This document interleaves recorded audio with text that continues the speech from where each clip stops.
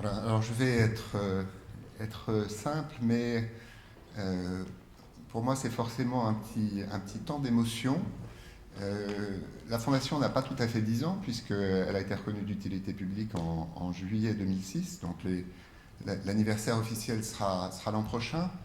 Mais il y a 10 ans, c'est à peu près le moment où on est arrivé au ministère de la Recherche, et en disant que ben voilà, on avait une pathologie dont personne ne s'occupait.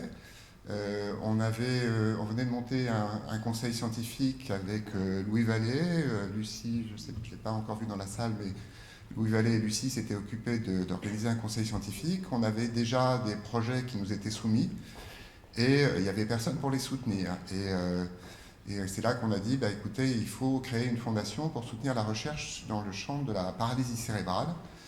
À l'époque, on disait infirmité motrice cérébrale. Et c'est là que le ministère nous a dit, bah, écoutez, vous avez quelques semaines pour déposer les statuts de votre fondation et vous engager. Si vous voulez qu'on vous soutienne, c'est maintenant. Après, ça ne sera plus possible. Donc voilà, il y a 10 ans, on a démarré dans l'urgence en mobilisant une petite association qui avait fait beaucoup de choses, qui s'appelle l'APETREM et qui est devenue Envoludia, en mobilisant des amis, puisque les premiers qu'on a trouvés à nos côtés sont dans la salle. Il y a la CESEP, à l'époque c'était Michel Arthuis, maintenant c'est Jeanne-Charlotte Carrier. Il y a Michel Lemétayer, que j'ai vu quelque part, qui était au CDI, et c'était les 3 premiers qui se sont lancés dans cette aventure. Alors une fondation de recherche, ça n'est rien si ça n'est pas basé sur un conseil scientifique fort et attentif. Et je voudrais avoir un mot pour remercier ceux qui ont construit la fondation autour de Louis Vallée, qui était le premier président du conseil scientifique, puis de Marie Vidaillet, et maintenant de Marc Tardieu. Je ne vais pas citer tous les membres du conseil scientifique, ils sont sur le programme, la plupart sont orateurs aujourd'hui, mais on leur a beaucoup de reconnaissance. On a fait le choix que notre fondation réunisse trois groupes de personnes. Alors le premier groupe qui nous intéressait, c'était les personnes en situation de handicap, les familles, les personnes qui ont une paralysie cérébrale. Le groupe indispensable, c'était bien sûr les chercheurs. Et le troisième groupe qui était tout autant nécessaire, c'est celui des donateurs, ceux qui ont donné de l'argent, mais aussi ceux qui ont donné de leur temps. Et il y a beaucoup de bénévoles qui travaillent pour la Fondation. Donc, au fond, la Fondation, c'est la capacité de réunir ces trois groupes de personnes autour de quelques idées qu'on s'est données comme principe, de faire prévaloir la qualité des projets. On s'est dit que le plus important, c'était la qualité des projets.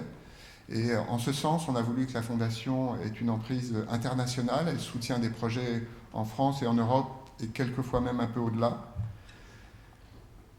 On a voulu s'engager pour la traduction dans la vie des progrès de la recherche. C'est pas facile, on n'a encore pas bien réussi, mais on va essayer de faire de notre mieux. Et Marc Tardieu a évoqué peut-être le développement de bonnes pratiques basées sur les données de la science.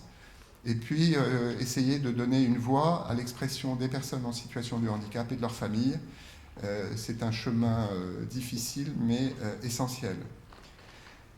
Alors je voudrais remercier les associations qui se mobilisent autour de nous. Il y en a beaucoup dans la salle et certaines seront citées quand on remettra les bourses en fin de journée. Donc nos fondateurs d'abord, Envoludia, la CESEP, le CDI, qui ont été rejoints par Passerelle.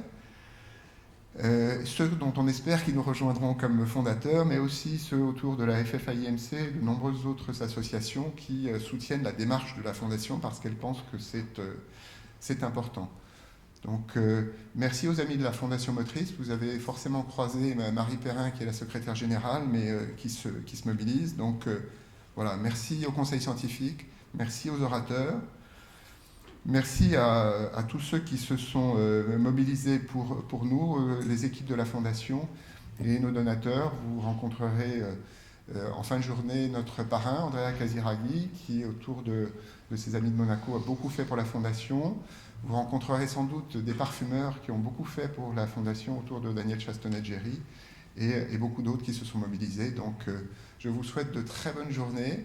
Et je vais passer la parole à Ingeborg Kragelman, qui... ah oui, le petit film d'abord, voilà. Alors, pourquoi est-ce qu'il y a un petit film? On a toujours voulu faire ouvrir ces journées par la voix des personnes concernées. Donc il y a eu un petit film. Il y a le réalisateur, tourneur, monteur qui est juste dans la salle, donc vous pourrez parler avec lui. Un petit film qui a été tourné à Passerelle, je dirais un peu autour des attentes, autour de la recherche peut-être, mais autour surtout des progrès concrets dont ils ont bénéficié. Donc on passe le petit film d'abord, et après ce sera la présentation de Ingeborg. Merci à vous.